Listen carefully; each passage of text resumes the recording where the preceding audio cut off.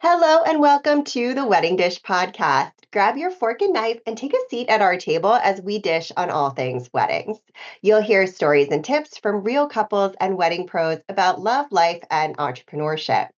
I am Sarah Alapin, your hostess with the mostest on the Wedding Dish podcast, and I'm also the CEO of Photos from the Hardy and District Bliss. We do have our little French bulldog buddy snoozing away behind me today, so you may hear some oinks and snorts and snores here. Before we get started, if you haven't listened to last week's episode, you have to check it out, flag it, go back after this episode. We dished about elopement photography, from adventure elopements to minimalist events and everything in between, with Emily setting photography. It was such a good episode. You will love it.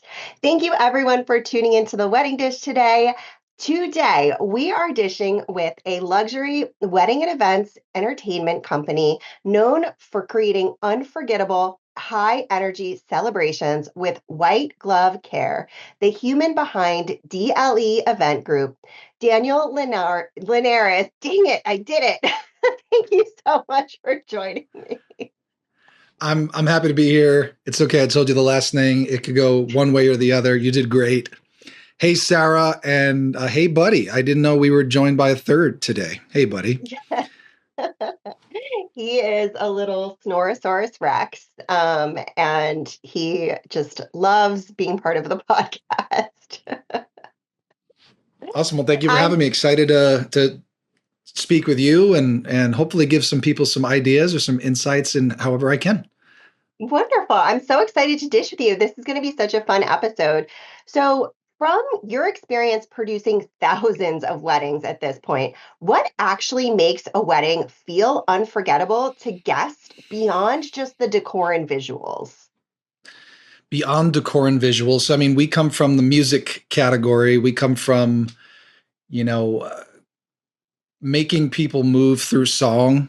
And I think like the simplest place to start is just really, thinking about the kind of mood that you're going for as a couple. It's like, sometimes it's like really high energy, like the entire night. Other times it's like, all right, how do we be really intentional with like the ebbs and flows of when we're walking in, like what music do we want? Do we want it to have this more kind of like, I don't know, mysterious feel, like a Rufus du Sol, like a very chill sort of like elegant house, right? Or do we want the classic, the big band, some Sinatra, or, kind of jazzy direction? And so music very much, I think, can expand what's possible from a feeling perspective.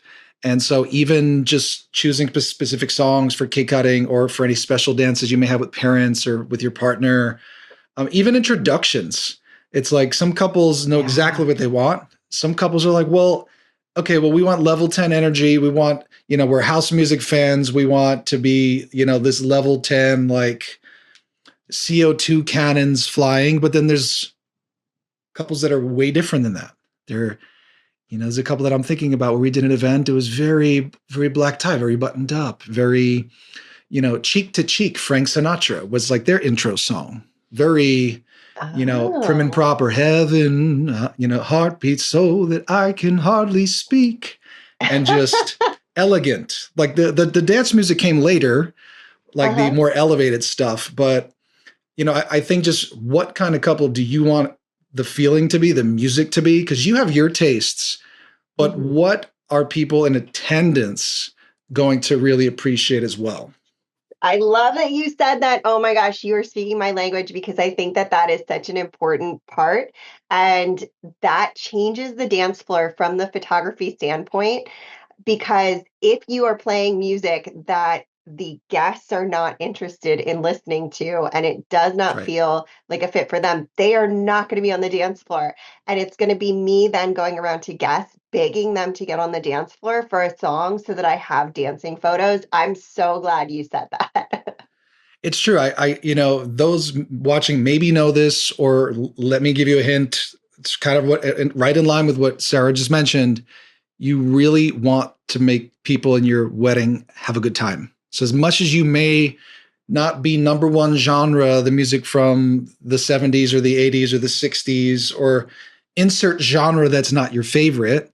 But if you know, like, hey, you know what, there is a a demographic people at our event that are going to appreciate this, like you could sprinkle it in. It doesn't need to be high volume for a disco genre or a rock and roll genre, but sprinkled in, it just gives people the nostalgia of like, I mean, they're dancing to music. If they're in, in their 60s, 70s, 80s, they're older, the club music of their time, like, Yep. I think you just want people to also appreciate music that they may not resonate with, some of your favorites.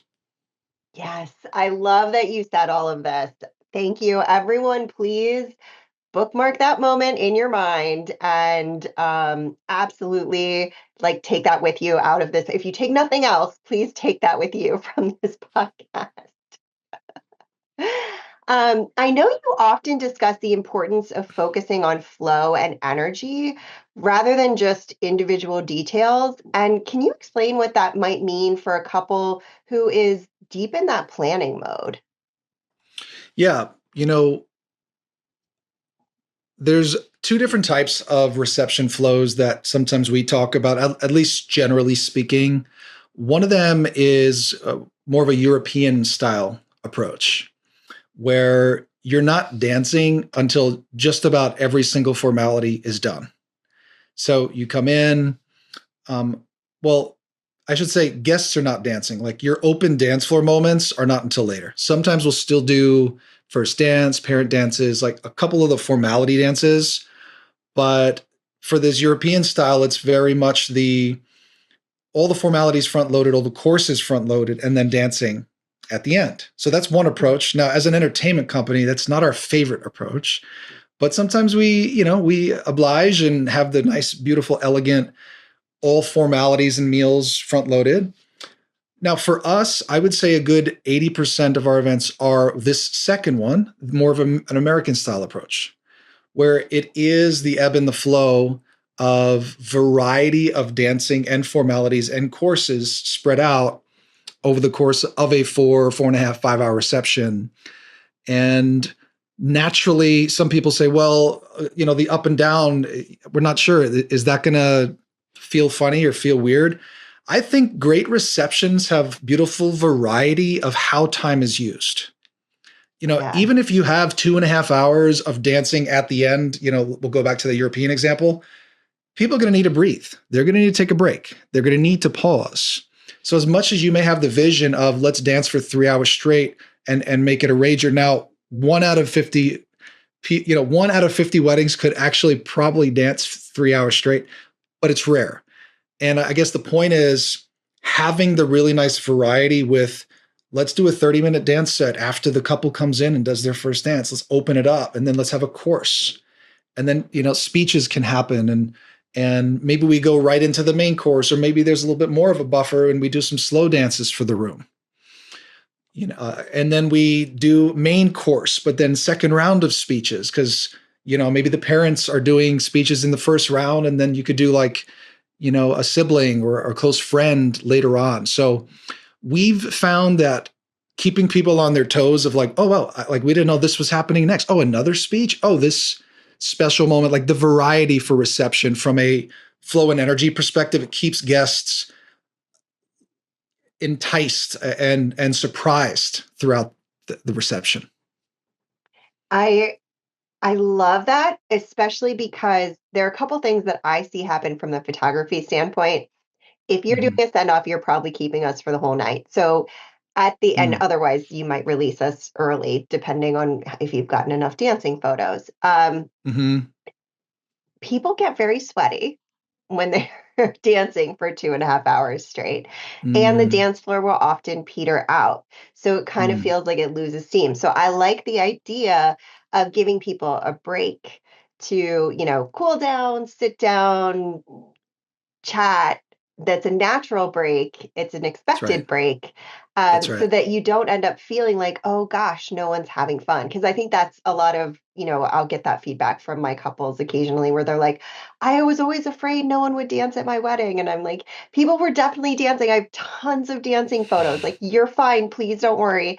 But I love that because it not only has a really good flow for the event, but it also has a really good flow for the memories, for the people Mm. experiencing it, and for your photos in the end.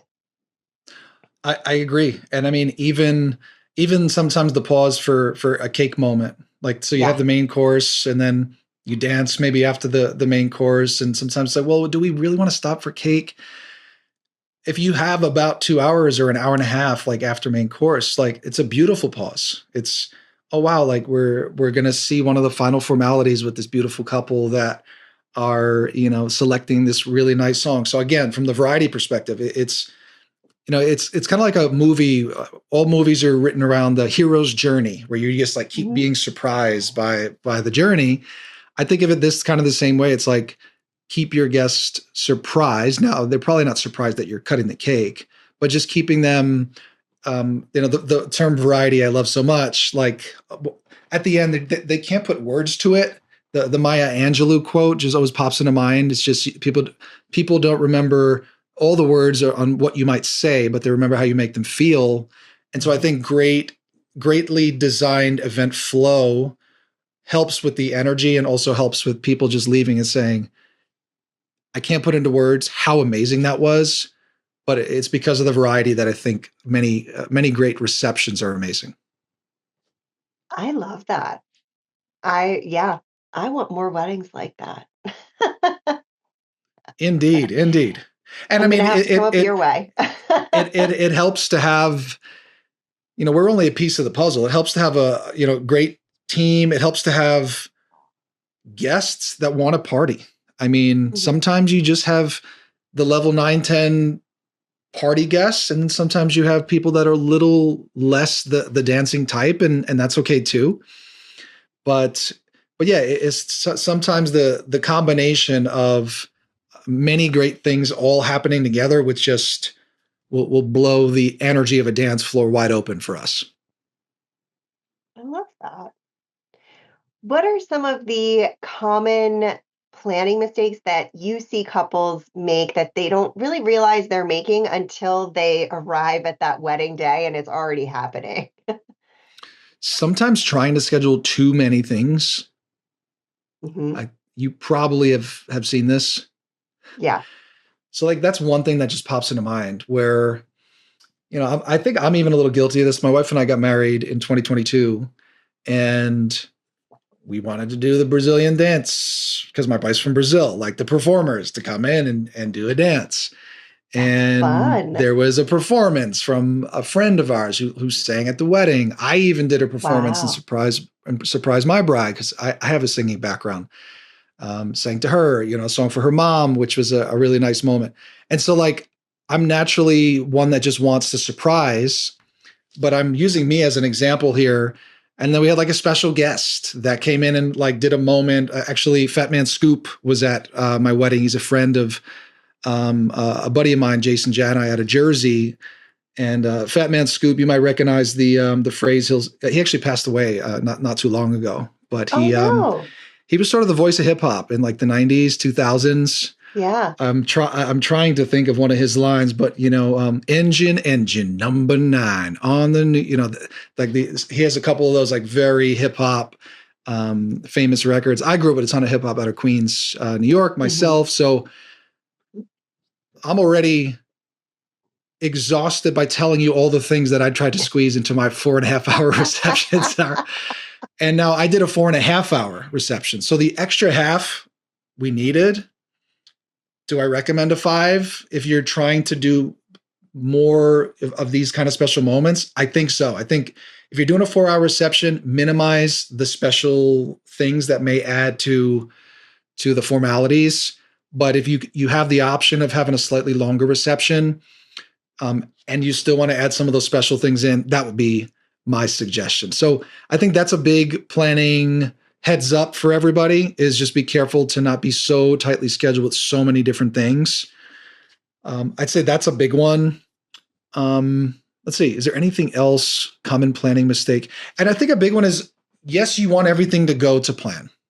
Oh You yeah. want every single thing to happen the way you want it to happen. Hmm. And maybe you show up the day of and you wanted the circle back chair. And I don't know anything about chairs, by the way, but it's the square chair. Okay, react for 3 seconds. and do not let it take up any brain power Yeah. for like more than a moment. Okay, you're a little unhappy about it. Cool. But you cannot let these little minuscule details that occasionally don't exactly go the way you want it to really dampen your mood, to dampen your state, because you just want to be full and open to receive, right? From your partner, from your family, from your friends. And so that's what I would say is like plan, have the right people around you to minimize the potential for that even happening, triple check, quadruple check as your team should be doing. But if something is a little bit off, just brush it off. I'm so like proud of my wife because like she was so unfazed. Like there are things that she may in other walks of life be a little bothered. Oh, this didn't happen. I wish this happened. I wish this happened. But she was just like, whatever. And, just really enjoyed it. And so have that whatever approach and really just focus on like the love and the celebration. Yeah. I think both of these I could not agree with more. I mean, anything that's going to take your emotional energy on that day, which includes over planning yourself. Mm-hmm. That is an incredible reception, by the way, that you must have had. Just Thank amazing. you. Well Thank done. you. I'm glad Thank you all you. made it through like without that's a lot It of was a lot of energy for you to formalities expend. in hindsight. I'm like, oh, okay, we could have maybe done one less, but it was nice. It was memorable. And yeah, the Queen's boy was very just like, all right, if I have a connection to Fat Man Scoop and to have a little bit of a hip hop sprinkle in, okay, let's do it. But yeah, I think those two things are good things from a frame of mind to keep in mind as you're planning your reception, as you're thinking through what do we want to do, what's important to us, and then even what could we do other days. Some people are spending the weekend, at a destination venue, or people are in town doing rehearsal dinner, those sort of gatherings, day after brunch. Like, how could you potentially spread things out a bit to just have more space and breathing room on the reception day? Yeah, these are great tips. Love them. Thank you. Um, Thank you. yeah, well said. When it comes to choosing your vendors, because I think that this kind of goes into, you know, um, things going the way they're supposed to be going, and also buffering and being the emotional support. What should couples be paying attention to most what are some of, the pieces that people overlook when they're booking their vendors? Yeah, that's a really good question. I feel like that's not one that I think about often, but I think values, real, like the word values comes to mind. And then also priority. You know, Sometimes people contact us and they say, what, music is like our top two, top three most important things for us. Okay, you know what? Those are probably our ideal clients. Like we want to serve them. Our approach is very white glove, it's very hands on, right? So sometimes, like when choosing vendors, I think you just need to ask all the right questions. Like, who do you have that has, like, who are you considering? How's their personality? How does it align with the kind of personality or support that you want? An officiant, a photographer, an entertainment company? Do you want to be do you want to have an MC that's like leading line dances because that's your vibe? Or do you not want line dances at all? You want minimal MC work? Um, so like I think the big one is just really reflect on like what's important to us as a couple. If we could wave a magic wand and have a photographer, like who is that person? What kind of vibe do we want? Like what do they have to bring to us? Oh, they need to relax me. Like they need to have the experience. They need to have the warmth, right? Like okay, like we need somebody like that. And they need to be a great photographer or entertainment company like okay. And so just think about that magic wand question with your really most important, technically all of the people that you need to hire, but like your most important, and use that as a filter and find and interview people. Don't be quick to decide or quick to move forward with somebody unless they're as awesome as somebody like Sarah. Otherwise um, otherwise, like give yourself a little bit of time to feel out what the market options are. Yeah. And I Yes, values are super important. Also, I love that you called out, prioritize the things that actually matter to you. If the food is the most important, you know, then go in with the catering first. Or if Hmm. if you're booking your venue and catering's included and you don't really enjoy the food, but the food is the more important piece, you need to make decisions based on that. So I think that that's so important. And I think that a lot of times we think we have to make compromises that we don't necessarily actually have to make. And Hmm. so using that magic wand is such a great way to think about it because you don't have to always compromise. You can, I mean, in many Hmm. cases, you're able to find someone like Daniel who is really going to listen to what you want for entertainment and flesh it out and make it happen for you. And I think that that is very much an often overlooked piece. Hmm. Definitely. Definitely. Yeah. I mean, your wedding squad, like the people in your corner, it's a planner, it's a photographer, it's an entertainment company, it's video, it's floral. Like you want it to just be like an easy collaboration, like an easy way of working together. And so just make sure you find people that kind of fit that bill for you. Yeah. Yeah. And assume you don't have to compromise, but, also Mm, be realistic. yes.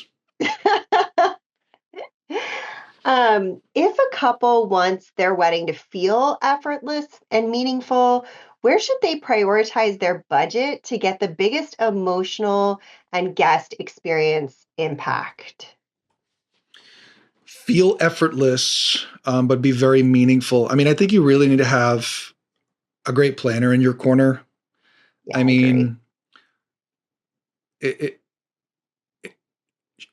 even if you are the detail oriented couple or one of you of the two is like the detail where the favorite term that I'd like to hear from our couples is eventually they'll come out and say it, the term type A.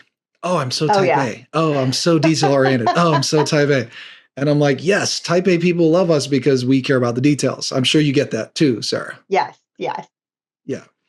And so uh, feeling effortless and meaningful. Where was I going with that thought?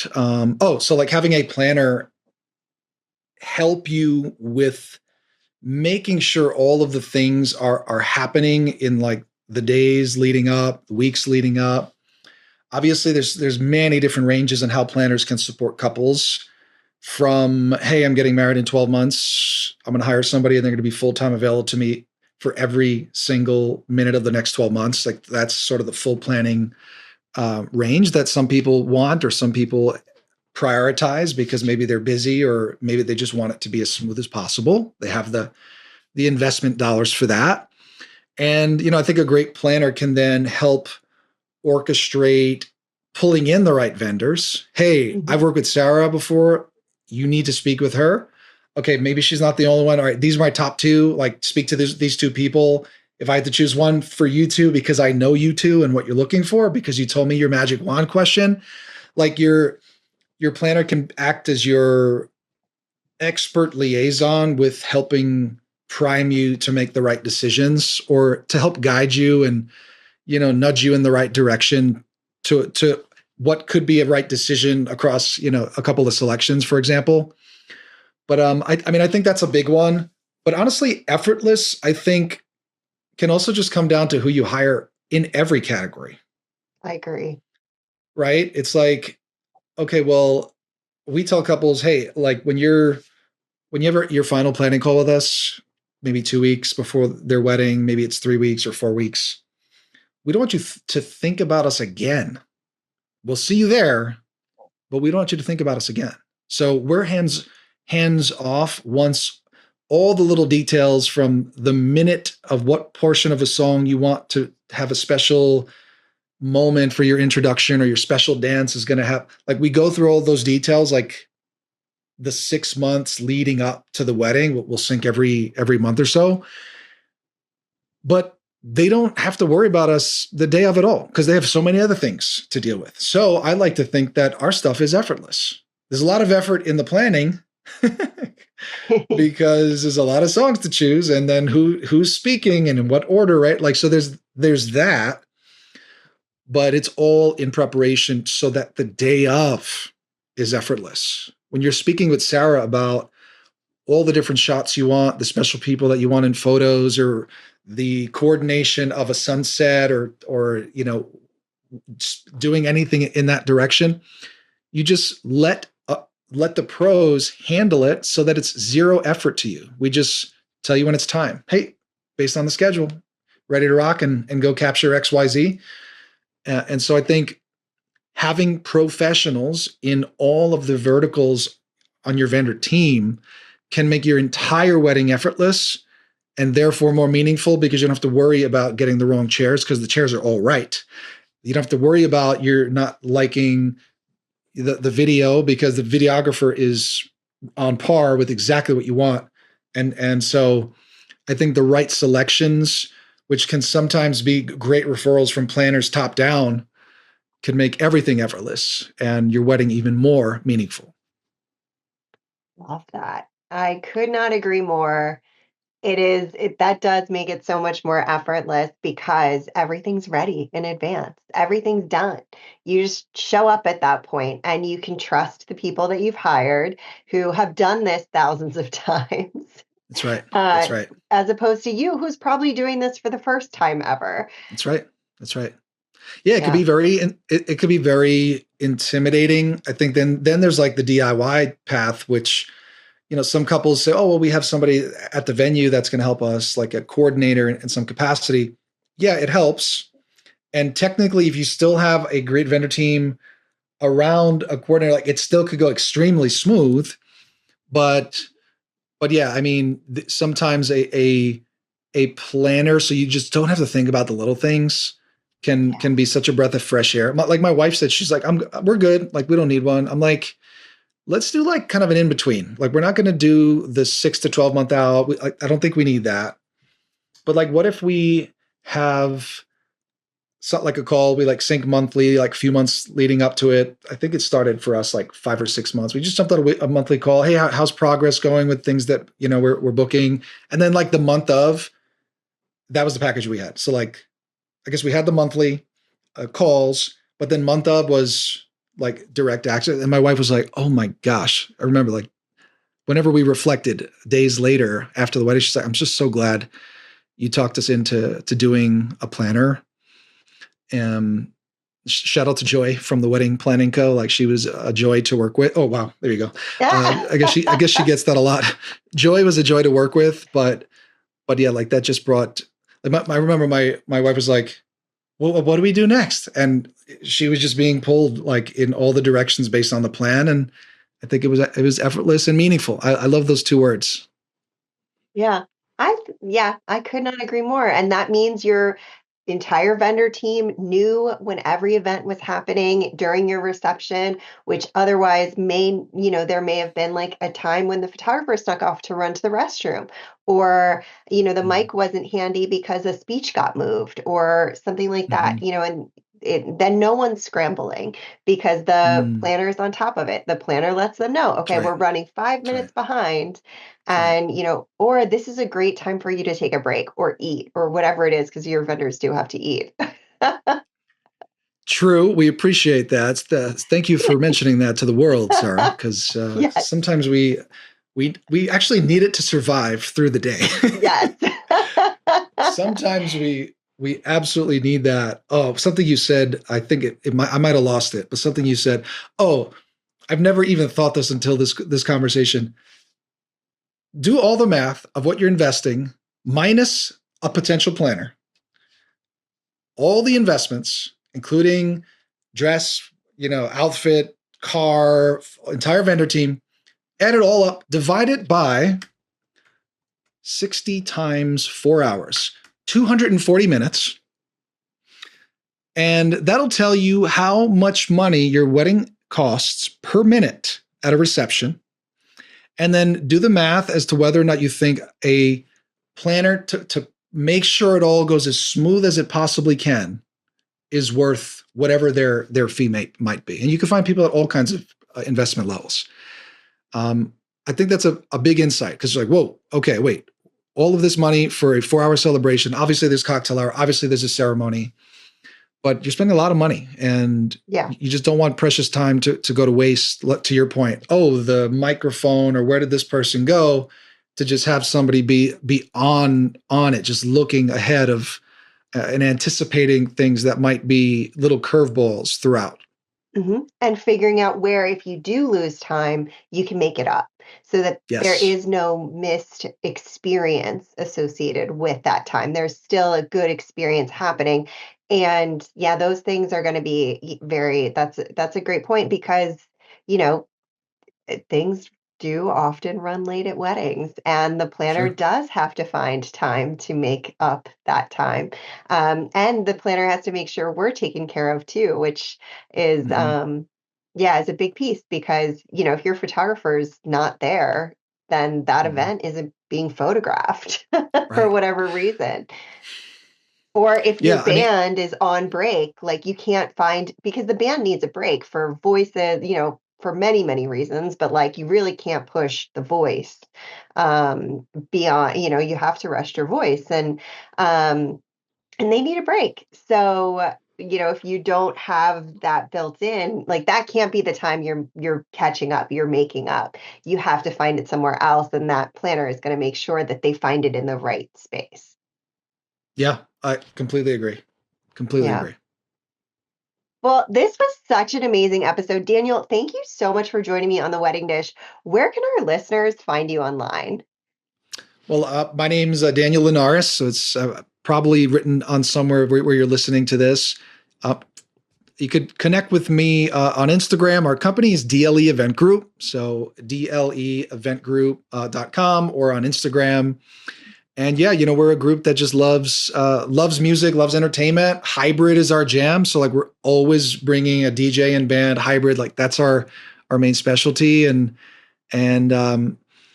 yeah, weddings are amazing. They're special, and I think the conversation we had today to just help you as a couple sort of navigate some of the thinking in advance. Um, I think there are some good nuggets in here for people. So get in touch with me if there's any questions you have, or Sarah. Make sure you subscribe to Sarah's podcast. I'm honored to be a guest today, and thanks everybody. Thanks for watching, and Sarah, thank you for having me. Yeah, thank you so much. And we'll, of course, tag you on our Instagram at the Wedding Dish Podcast. And if you would like to be a guest on the Wedding Dish, you can apply at theweddingdishpodcast.com. We would love to hear from you. And don't forget to tune in next week. We have another amazing guest I'm very excited about. We're talking about honeymoons next week. So love that. We will have so much fun there. And if you like the podcast, give us a follow, rate, and review on your preferred podcasting app. And until next time, cheers, everybody.